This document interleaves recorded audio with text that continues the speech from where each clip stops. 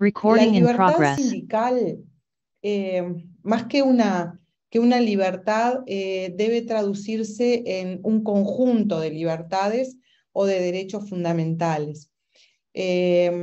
Por ejemplo, la libertad de organizar sindicatos, la de la negociación colectiva, la de la huelga. ¿Sí? Eso es un conjunto de libertades que, bueno, se concentran en la libertad sindical. El profesor Profe, Ricardo Mantero ha señalado, ¿sí? que se trata de un concepto complejo, ¿ah? Que la libertad sindical no se agota en la mera posibilidad de constitución de un sindicato, sino que por el contrario presupone o posibilita el ejercicio efectivo de la actividad sindical en el ámbito de actuación de esa organización, ¿sí? O sea que no solo no se agota en la constitución de un sindicato, sino que además lo más importante es el ejercicio, el actuar de ese sindicato, poder realizar actividad sindical. Y también Supiot habla de este tema, ¿sí? Y dice que la libertad sindical integraría la idea de justicia social, contribuyendo a combinar dos dimensiones, ¿sí? Una dimensión axiológica y una dimensión procesal. En cuanto a qué quiere decir, por favor, cualquier cosa me interrumpen. Sí, profe, ¿puedes repetir esto último? Lo último, sí, que el doctrino Supiot, el maestro Supiot, expresa que la libertad sindical integra la idea de justicia social, ¿sí? Y que además combina, o sea, contribuye a ello, combinando dos dimensiones, una dimensión axiológica y otra dimensión que él llama axiológica y llama la otra dimensión procesal. La dimensión axiológica sería la de la dignidad humana y de los derechos económicos y sociales y culturales que respaldan a esa dignidad humana. ¿Bien? En cambio, la dimensión procesal proviene de la libre empresa y de la libertad sindical, donde justamente, como habíamos visto clases anteriores, existe esa tensión entre ambas, ¿sí? Y bueno, y esta se regula por el derecho de huelga, el derecho de la negociación colectiva, que permite justamente convertir esas medidas de fuerza en medidas de derecho. ¿Bien? Bueno, entonces ahora vamos a pasar a ver, visto esto, las normas internacionales que reglamentan o que rigen el derecho sindical, la libertad sindical. El profesor Pla Rodríguez expresa justamente que esa protección internacional es muy importante, ¿sí? ¿Por qué? Bueno, porque esa protección internacional se constituye una forma de ver la libertad sindical como algo tan fundamental que no basta la protección nacional, ni siquiera cuando ésta tiene el rango constitucional dentro de un Estado, sino que se requiere digamos, que proceda de un orden jurídico internacional. Y bueno, por lo tanto es resultante de organismos internacionales. Además, entiende Pla que esto se corresponde con el periodo en el que estamos viviendo de globalización. En este sentido, la OIT, la Organización Internacional del Trabajo, desde su constitución, que luego vamos a ver la parte, el desarrollo histórico, ¿sí? pero ya desde su constitución desempeñó un rol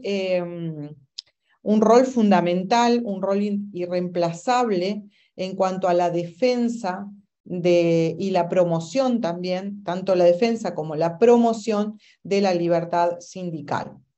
Está en el preámbulo, ¿sí? Justamente de la OIT, existe una referencia expresa, ¿sí?, a la libertad sindical, calificando a la misma como un principio. ¿Bien? Bueno, y acá les hago un listado de cuáles son algunas de las normas internacionales en las cuales, digamos, se hace referencia a la defensa y promoción de la libertad sindical, que es la Declaración Universal de Derechos Humanos en el artículo 23. No vamos a leer todos los artículos, algunos después vamos a ver, ¿sí? Ya les digo que vayan buscando el artículo 57 de la Constitución para leerlo en voz alta alguno. La Declaración Americana de Derechos y Deberes del Hombre en su artículo 22, la Declaración Americana de Garantías Sociales en el artículo 26, el Pacto Internacional de Derechos Económicos, Sociales y Culturales en su artículo 8, ¿se los puse ahí o no? Bueno, creo que no lo puse, pero también es uno de ellos. El Pacto Internacional de Derechos Civiles y Políticos, en el artículo 22, el protocolo adicional a la Convención Americana sobre Derechos Humanos en materia de derechos económicos, sociales y culturales, que es el protocolo de San Salvador, en el artículo 8. También es importante, yo no sé si acá, sí, acá lo puse, es importante, fundamental, la declaración de la OIT de principios y derechos fundamentales en el trabajo. Ahí quedó mal, quedó a trabajo, pero es en el trabajo de 1998. Es uno de los textos más importantes de la OIT y lo que tiene como principal objetivo, creo que ya lo vieron ustedes con Cecilia y Tuño cuando vieron la OIT, pero no es malo hacer el repaso, ¿sí? Como principal objetivo tiene la ratificación y la aplicación efectiva de algunos convenios internacionales, ¿sí? Convenios internacionales del trabajo, considerados fundamentales. Bueno, y para digamos, nuestro tema de hoy, entre ellos se destacan, ¿sí?, el convenio 87 y el convenio 98 sobre libertad sindical y negociación colectiva. Y acá sí les voy a leer algún artículo de estos convenios.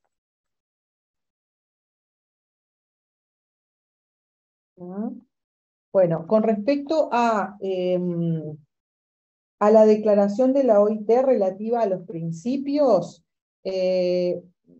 iba a leerles un pedacito que dice, el artículo 2 dice, declara que todos los miembros, aun cuando no hayan ratificado los convenios aludidos, imagínense la importancia que tienen estos convenios, que aun cuando no hayan sido ratificados, como les habían explicado, como les había explicado la doctora Ituño cuando dio la clase digamos, de OIT, que debían ratificarse por un procedimiento los convenios, aun cuando esto no suceda, los países miembros tienen un compromiso que se deriva de su mera pertenencia a la organización de respetar, promover y hacer realidad de buena fe y de conformidad con la Constitución los principios relativos a los derechos fundamentales que son objeto de esos convenios. Es decir, y ahí pone 2 puntos, y el primer numeral, el A, es la libertad de asociación y la libertad sindical y el reconocimiento efectivo del derecho de negociación colectiva. Así que ahí ven la importancia que le da la OIT a este tema. Después están otros numerales con, bueno, eliminación de toda forma de trabajo forzoso, obligatorio, etc. Pero el que nos importa hoy es el numeral A, que es justamente la protección de la libertad sindical. Y el convenio 87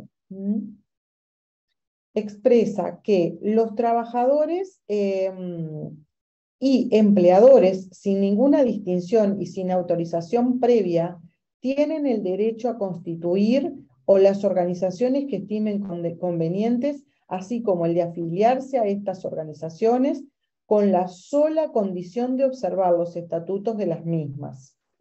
Bien, después sigue y habla del derecho que tienen los, a redactar sus estatutos y reglamentos administrativos, que lo vamos a ver después, la autorregulación. Bien. Y el convenio 98, por último,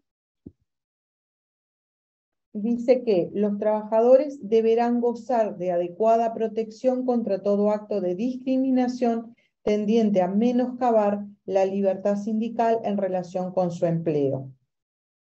Bueno, ahí les leo un pedacito de esto para que tengan más o menos presente qué es lo que dice el Convenio Internacional 87 y el 98, y también lo que vimos antes, que es la Declaración de Principios y Derechos Fundamentales en el Trabajo de la OIT, y para que vean un poco la importancia de los mismos. También dentro de los convenios que refieren, no se los puse acá por lo que veo, pero dentro hay más convenios que refieren a este tema, ¿no? Que están ratificados por nuestro país. Que ya no tienen, bueno, no son tan importantes como el 87 y el 98, pero sí tienen importancia, por supuesto, por el tema que tocan. Ejemplos, el 11, ¿sí? Que son quien garantiza los derechos sindicales en la agricultura, el 110 para derechos sindicales en plantaciones, el 151, que son las relaciones laborales en la administración pública, y el 154, que es la protección del derecho de sindicalización en todas las ramas de la actividad económica, ¿sí? Cabe decir que también tienen importancia y relevancia las recomendaciones, que si bien, como ya también habían visto cuando vieron OIT, no obligan, pero sí tienen un peso importante para ser tenidas en cuenta por los países. ¿Tá? Por último, les comento que también es importante la Declaración Sociolaboral del Mercosur, particularmente los artículos 8 y 9. ¿Tá? El 8, en cuanto refiere a la libertad de empleadores y trabajadores a constituir organizaciones y afiliarse a las mismas. Y el artículo 9, que lo tengo por acá porque lo quería leérselos, refiere a la libertad sindical y expresa que los trabajadores deberán gozar de adecuada protección contra todo acto de discriminación tendiente a menoscabar la libertad sindical con relación a su empleo. ¿Tá? Entonces, acá más o menos les doy un panorama de todas las normas internacionales que protegen a la libertad sindical. Por lo tanto, queda más que claro lo que expresaba el profesor, el maestro Pla Rodríguez, en cuanto a la importancia que tiene esta libertad, puesto que está establecida con normas supranacionales. Sí, Matías de Arrascaeta. Matías, Profe, ¿no? ¿qué tal? Sí, Matías. Profe, ¿qué tal? Buenas noches. Sí, le iba a consultar, o sea que el artículo 8 y 9 de la Declaración Sociolaboral de Mercosur, Sí, perdón, o sea, refieren más o menos a lo mismo que el convenio 87-98, o yo entendí sí, mal. sí, refieren, sí, a la protección de la libertad sindical. Ahí va, gracias. No, Impecable. por nada. Bueno, en cuanto a la sistematización de los derechos tutelados, existe una interdependencia entre los derechos sindicales y los demás derechos fundamentales, ¿sí? De hecho, podría decirse que el derecho a la libertad sindical depende de los demás derechos fundamentales, puesto que sería prácticamente imposible constituir, por ejemplo, un sindicato libre y que desarrolle una actividad sindical auténtica, veraz, si no se pueden ejercer otros derechos, tales como, por ejemplo, podría ser el derecho de reunión, el derecho de libre expresión, etc. Bien. En este sentido, el Comité de Libertad Sindical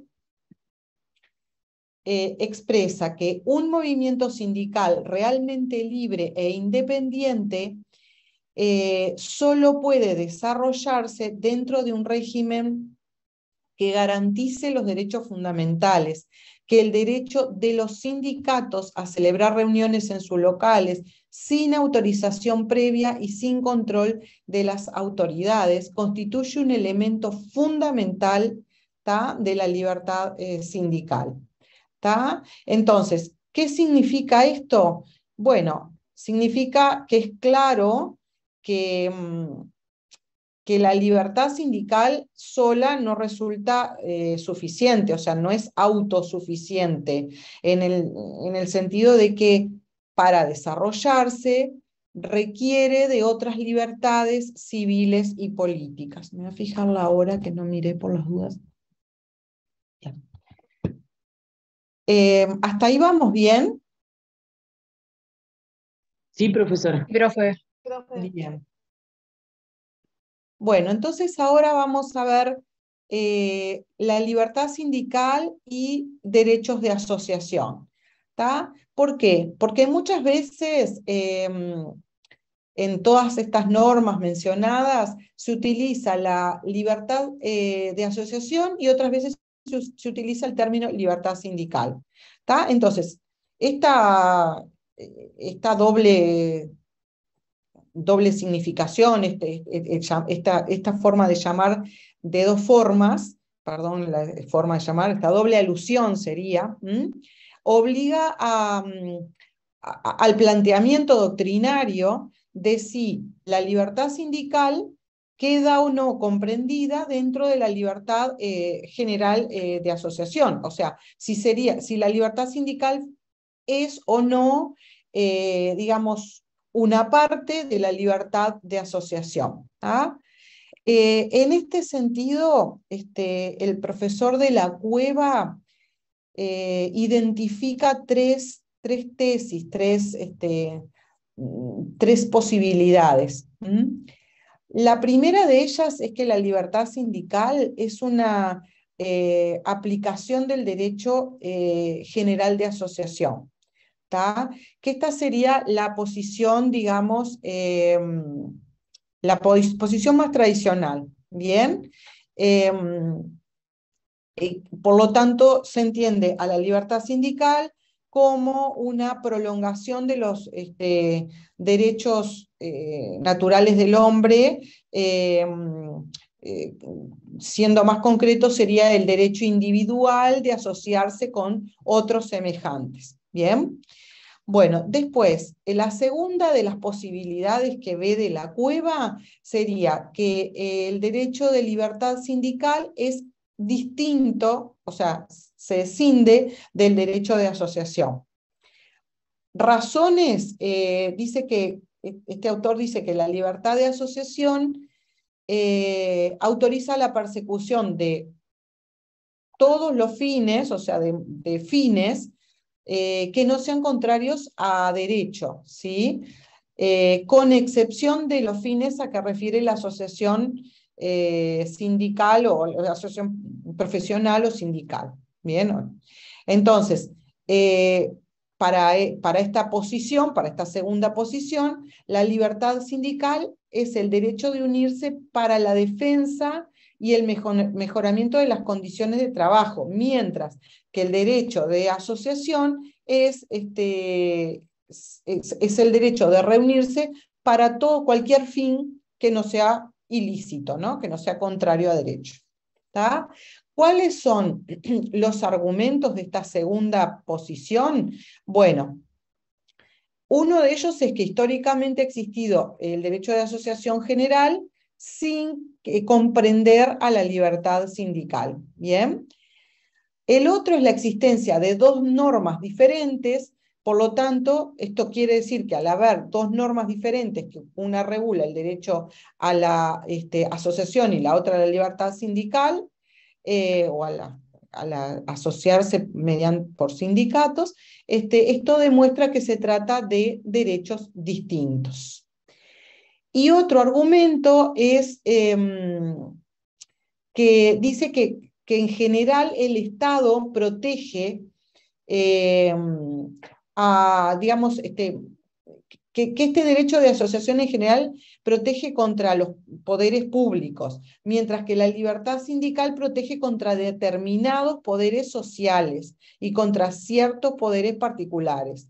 Bien, o sea, la libertad sindical sería la protección de derechos de hombres de una clase contra otros de una clase opuesta.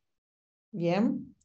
Y la tercera de las digamos, de las hipótesis o teorías. Profe, Sí, antes de pasar a la tercera, ¿me puedes explicar eso de que la libertad sindical protege, como que ahí no entendí, la parte privada y la parte pública? sí, o sea, viste que en la segunda dijimos que existen dos normas diferentes que, digamos, de alguna forma esto probaría, según esta segunda tesis, que existen derechos distintos, porque se regulan por normas distintas. Entonces, en la tercer argumento, lo que dice es que, ¿cómo se explica que haya dos normas diferentes? Bueno, porque el derecho de asociación en general protege contra el Estado y los poderes públicos, mientras que el derecho que la libertad sindical protege contra determinados poderes sociales y particulares. No sé si así lo expliqué más claro. Y aquí lo que dice cuando habla de la Cueva, de esos poderes, de esa contra qué poderes sociales y particulares protege la libertad sindical, está refiriéndose a derechos de hombres de una clase social o de una clase trabajadora, contra la opuesta, que es la clase empleadora. ¿Quedó más claro? Bueno, Sí, profe. entonces, la tercera es la tercera posición o teoría que plantea de la Cueva es que son derechos distintos pero que están vinculados. ¿Bien? ¿Cuáles son los argumentos que plantea a favor de esta tercera posición de la Cueva? Bueno, que la asociación es un agrupamiento humano para la realización de cualquier fin lícito. Bien, como dijimos, la libertad sindical está expresamente establecida para la protección de los derechos de los trabajadores, ¿sí? Del trabajo y económicos. También dice de la Cueva que esta historia de los derechos de asociación, ¿sí?, demuestra que ha sido viable el proceso para la conquista del derecho universal de asociación. O sea que también está vinculado a la conquista de los derechos también de asociación sindical. Pero que a su vez no puede afirmarse la identidad de los derechos, ¿sí? Si bien están vinculados, como dice en estos dos argumentos anteriores vistos. ¿Por qué? Porque el derecho de asociación en general pertenece a todo hombre. En cambio, el derecho de libertad sindical pertenece a los obreros y a los patrones, y no a todo hombre. Bueno, entonces, además dice que ambos derechos tienen finalidades diferentes. El derecho de asociación, como vimos recién, la finalidad en general es frente al Estado, y en cambio el derecho de libertad sindical es de una clase frente a la otra, como lo vimos recién en el anterior tema, o en el anterior punto. Y la verdadera culminación de la libertad sindical, como otro argumento que tiene para decir que no son idénticos, es el reconocimiento por la otra parte, es decir, la obligación de la otra parte de reconocerle su carácter representativo. Es decir, del sindicato, la obligación o que tiene el empleador o las asociaciones de empleadores de reconocer ese carácter representativo a la organización sindical. Lo que es importante de todo esto, que es bastante engorroso, es decirles que en Uruguay ha predominado la distinción entre libertad de asociación y libertad sindical. Es decir, que se entienden como diferentes. ¿Bien? Acá se los puse. Bueno, voy a tomar un poquito de agua, perdón. Y vamos a empezar la evolución histórica. Bien. Como expresa el profesor Barbagelata, si bien, y como vimos en las primeras clases, cuando hablábamos de un derecho nuevo, no sé si se acuerdan de eso, Barbagelata dice que si bien el lapso de tiempo de consolidación del derecho laboral ha sido corto, ¿sí? Por eso le llamábamos una de las posiciones por las cuales se le llamaba un derecho nuevo, era lo corto en el tiempo, si bien ha sido corto, pero sí ha sido muy, digamos, largo el camino recorrido, ¿sí? Para y además de largo, espinoso, duro, complicado, el camino que ha tenido que recorrer esta rama para alcanzar todo el desarrollo que hoy tiene. Como también vimos cuando vimos la primera parte del programa, los cambios producidos en las condiciones de vida y de trabajo de finales del siglo XVIII, ¿no? Que fueron desencadenados por los inventos, ¿bien? ¿Se acuerdan del vapor y de todo aquello que a la postre dieron en finalizar en la revolución o en concretarse en la revolución industrial? Y como consecuencia de ello, y también ya estudiado, a lo que se llamó el fenómeno de la cuestión social. Bueno, todo esto promovió la atención de políticos y de sociólogos a partir del siglo XIX para intentar contrarrestar las penosas condiciones, miserables condiciones de vida y también de trabajo, que ustedes también ya vieron con el profesor Castelo, incluso vieron ejemplos de cómo vivían estas personas. Todo esto también, ¿qué hizo? Hizo que ese hacinamiento y esa situación tan difícil implicara que esas personas comenzaran a hablar, comenzaran a comunicarse entre ellos, y a ver que quizás una posibilidad para poder, digamos, reclamar mejores condiciones fuese unirse para tener más fuerza, porque individualmente no lo iban a obtener. Federico Pérez. Buenas noches. Sí, quería comentar que se entiende que el sindicato es como una consecuencia de la forma de producción capitalista, principalmente en el periodo de la Revolución Industrial, como hablábamos, de la cuestión social y demás. Bien, perfecto. Sí, sí. Una vez que estaba, digamos, instalada la revolución industrial y que se empezó a ver y a plantear la cuestión social, es que se da por varios lados, digamos, por un lado el estudio por parte de los políticos y de los sociólogos, algunos de ellos, digamos, como con cierta, digamos, visión humanitaria de las condiciones en que esas personas vivían, y por otro lado, los propios trabajadores que, como les digo, también causa del propio hacinamiento, estar todo el día, bueno, empezaron a hablar entre ellos, a conversar y a ver cuál podría ser alguna posibilidad o solución para su realidad y para mejorarla. Y cuando esto se da, bueno, se plantea la posibilidad de asociación, la posibilidad de unirse para tener más fuerza para poder,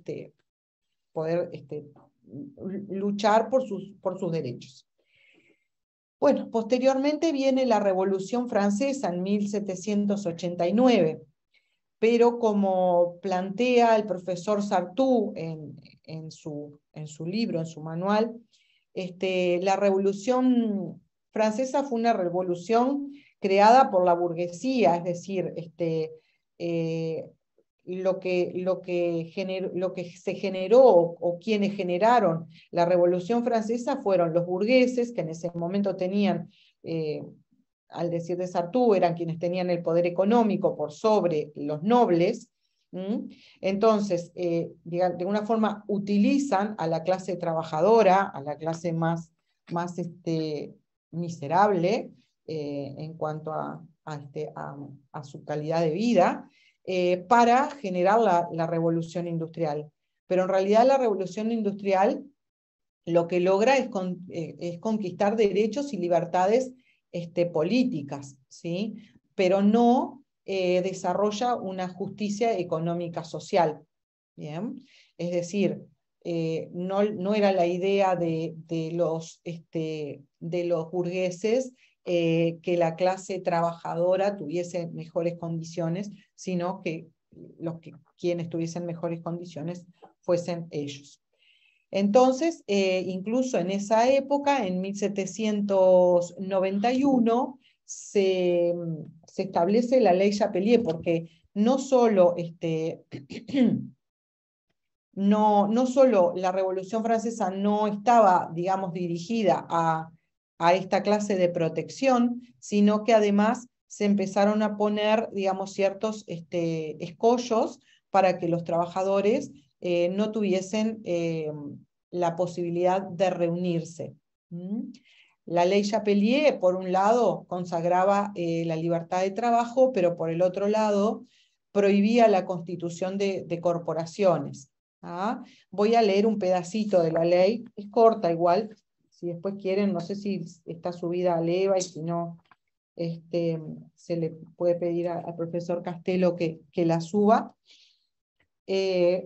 Y dice: todo agrupamiento compuesto de artesanos, obreros o compañeros jornaleros o por otros individuos excitados por estos contra el libre ejercicio de la industria y del trabajo por toda clase de personas bajo las condiciones convenidas amigablemente o contra el accionar de la policía y la ejecución de las sentencias dictadas sobre esta materia, así como contra los remates y las adjudicaciones públicas de diversas empresas, serán considerados bandas sediciosas y como tales serán disueltos por los depositarios de la fuerza pública conforme a las requisitorias legales que les sean formuladas y penados con todo el rigor de las leyes como autores, instigadores y jefes de dichas bandas, así como todos los que hubieren cometido agravios o actos de violencia. Es decir, que en definitiva, por esta ley se condena a la posibilidad de reunión, constitución de corporaciones.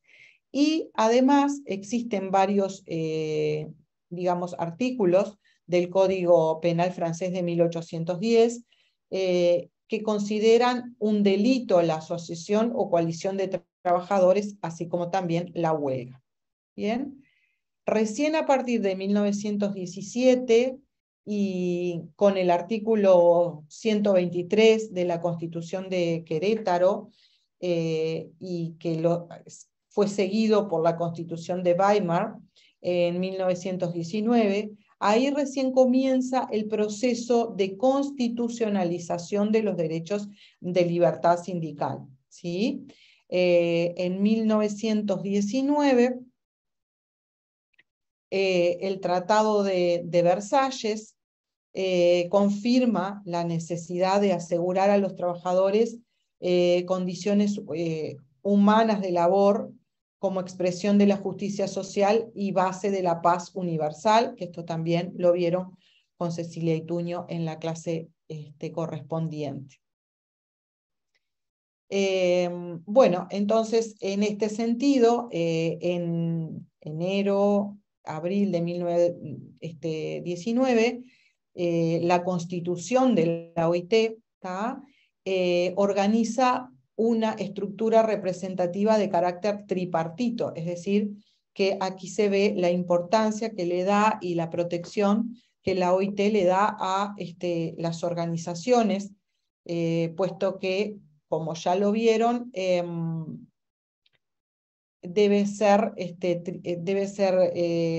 al ser tripartito, debe estar conformado por organizaciones sindicales de trabajadores, bien, organizaciones de empresas y los estados. O sea que acá está claramente establecida esa importancia. Asimismo, en el preámbulo de la Constitución. Profe, Sí. yo me perdí en la parte de que, o sea, la OIT promueve el tripartismo, entonces, de esas organizaciones. Claro, o sea, el hecho de que la OIT, digamos, cuando en su propia constitución organiza su estructura, con carácter tripartito, ¿bien? Es decir, ¿qué quiere decir carácter tripartito? Ya lo vieron. Organizaciones de trabajadores, organizaciones de empleadores y estados. Tienen que participar los tres, ¿bien? El hecho de que su propia, digamos, estructura esté así configurada, nos da la pauta de la importancia que para la OIT tiene, más allá de lo que ya vimos, digamos, la constitución de las organizaciones sindicales, puesto que ya va de suyo que lo toma como una parte dentro de, o como dos partes, la de empleadores y la de trabajadores, dentro de lo que es su propia estructura. ¿Quedó claro? Bien. Bueno, posteriormente a esto comienza un proceso de constitucionalización, como vimos, la de Constitución de Querétaro y la de Weimar. Bien. En la actualidad, todas las constituciones de todos los países, las constituciones de todos los países incluyen derechos sociales y laborales, por lo tanto, eso es lo que permite que podamos decir que existe una constitucionalización de los derechos laborales fundamentales. Bueno, ahora vamos ¿a qué hora es? No quiero que se vayan tarde. Ámbito de aplicación subjetiva de la libertad sindical. Bien. Entonces, acorde con los convenios internacionales de trabajo, que vimos, que leímos una partecita, que no sé si se acuerdan, pero si no lo volvemos a leer, son titulares de los derechos de libertad sindical las organizaciones de trabajadores y los empleadores, y no existe más la distinción entre actividad pública o privada, pueden ser de actividad pública o privada. Bien, entonces, ¿qué es lo importante? Que reconoce. Voy a leer el pedacito de vuelta para... Ay, ya creo que saqué la marca, pero acá se me abre solo igual. El artículo 3 del Convenio Internacional 87 dice: las organizaciones de trabajadores y de empleadores tienen el derecho. O sea, que les reconoce el derecho de libertad sindical tanto a las organizaciones de trabajadores y de los empleadores. ¿Bien? Entonces, sobre esto, Villavicencio Ríos indica que, bueno, que la libertad sindical, que esto revela, digamos, que existe bilateralidad de la libertad sindical, o sea que alcanza tanto a trabajadores como a empleadores. Pero sobre este punto ha habido muchos cuestionamientos doctrinarios, cuestionando justamente esa bilateralidad, entendiendo que a los trabajadores les corresponde el Profe, ¿puedes derecho. repetir la parte de bilateralidad? O Sí, sea, sí. me quedé en en que ya no se distingue con los funcionarios públicos. Bien, entonces, ¿qué significa esta bilateralidad de la libertad sindical? Que en muchos de los documentos que hemos visto internacionales, como por ejemplo les leía el artículo 3 del Convenio 87, se expresa, ¿sí?, que alcanza, digamos, la libertad, la aplicación de la libertad sindical tanto a empleadores como a trabajadores, ¿bien? A los dos. Por eso es bilateral, ¿tá? Porque alcanza a ambos, ¿bien? ¿Hasta ahí estamos bien? Bien. Yes. Bueno. Pero, ¿qué pasa con esto? Esta, digamos, esta posición que Villavicencio Ríos dice que del análisis de estos documentos se puede decir que es bilateral, hay posiciones doctrinarias que la cuestionan, que entienden que a los trabajadores les corresponde el derecho a la libertad sindical, mientras que hay algún a ver si puedo Yo tengo la hora libre, no tengo nada para mutear a Gabriela que está conversando en la casa.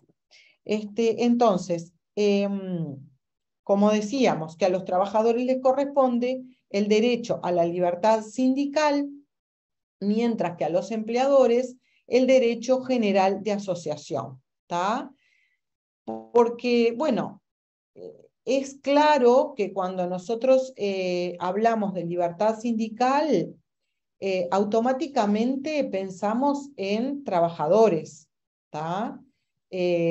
Más allá de que, como vimos recién, los convenios internacionales de OIT ratificados por nuestro país le atribuyen también a los empleadores derechos iguales, o sea, simétricos, para constituir las organizaciones y actuar con independencia igual que los trabajadores.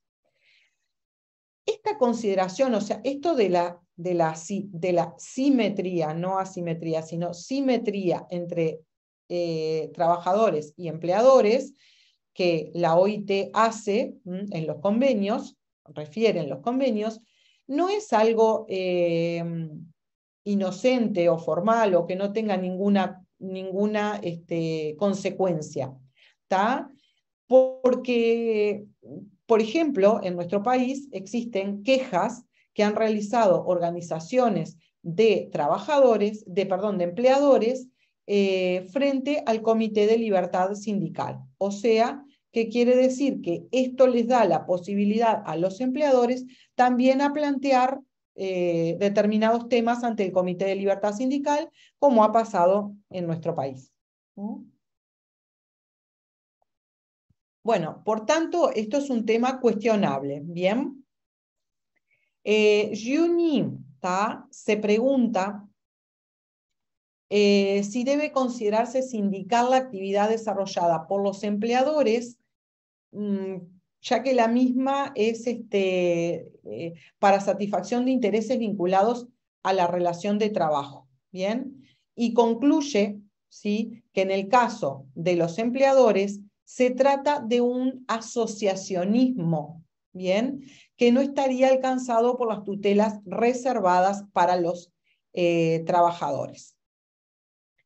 En este sentido, Barbagelata expresa que el derecho de sindicalización es una forma específica del derecho de asociación que atañe solamente a las personas físicas. ¿Bien? En cambio, las organizaciones de empleadores están formadas sobre otras bases. ¿Por qué? Porque agrupan a empresas. Puede haber algún empleador que sea persona física, pero en general las organizaciones de empleadores están formadas por empresas que son los distintos empleadores. Bien, por tanto no pueden asimilarse a seres humanos y por lo tanto la protección a la que se refieren las declaraciones de derechos y normas no serían objetos de estas organizaciones. ¿Fui clara? Bien. Sí, profe. Sí, Bárbaro. profesora, sí, sí.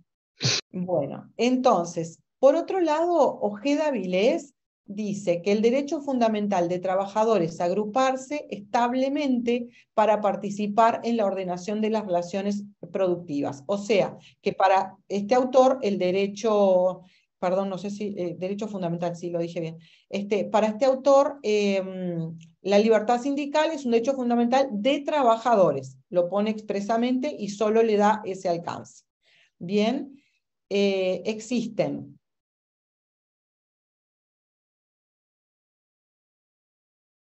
Federico está con la mano levantada y no veo quién es que tiene el micrófono abierto. Matón. Matón. Vamos a silenciar a Matón. Federico, dime. Sí, ¿O en quedaste relación a lo con- que estaba diciendo antes, en el Sí. caso de los empleadores y los trabajadores independientes también sería el mismo caso, entiendo yo, al no haber régimen de subordinación, relación de trabajo en régimen de subordinación, no tendríamos derecho sindical, ¿no? Pero sí tendrían un derecho de agremiación, sería lo correcto. Claro, exactamente, sí. Un derecho de asociación, entonces lo que el planteamiento doctrinario, las críticas que se hacen es que en realidad no reuniría determinadas condiciones para ser un derecho que esté vinculado a la libertad sindical. Uno de ellos, lo que dice Barbagelata, es justamente que no se trata de personas, como se trata así en caso de los sindicatos, que son personas las que se digamos, unen, sino de empresas. Entonces, muchos de de las protecciones que son para personas no estarían establecidas allí. Bueno, entonces, ¿cuál sería este alcance? Bueno, que lo puse acá, no. El alcance sería, bueno, que hay ciertos derechos sindicales en los cuales es el propio trabajador quien los tiene. Por ejemplo, el derecho de afiliación, el derecho de constituir los sindicatos, el derecho de elegir autoridades y de ser elegido. Y también el derecho a desarrollar actividad sindical. Bien, frente a todos esos derechos, que son derechos positivos, ¿por qué son derechos positivos? Bueno, porque son derecho a sindicalizarse, derecho a constituir el sindicato, a elegir las autoridades, también existen, se les reconoce el derecho, el aspecto negativo a esos derechos.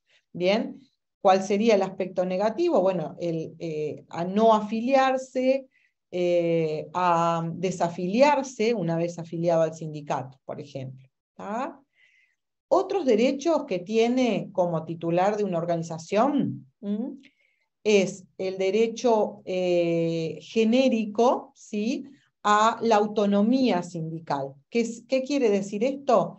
Esto quiere decir el derecho a autorregularse, es decir, establecer las reglas, las normas, la regulación del sindicato, a fijar estrategias y programas también, a elegir libremente a sus autoridades, y también está el derecho a digamos, a la prohibición de la disolución administrativa, es decir, no puede la administración o el Estado disolver ese sindicato. Bien. También está el derecho a la pluralidad sindical, que esto lo vamos a ver más adelante, cuando existe más de un sindicato, ¿bien? Cómo opera eso, cuando existen varios sindicatos en una misma digamos, empresa. También el derecho a ejercer diversas funciones que atañen al sindicato, como pueden ser la negociación colectiva, la huelga, participación, etc.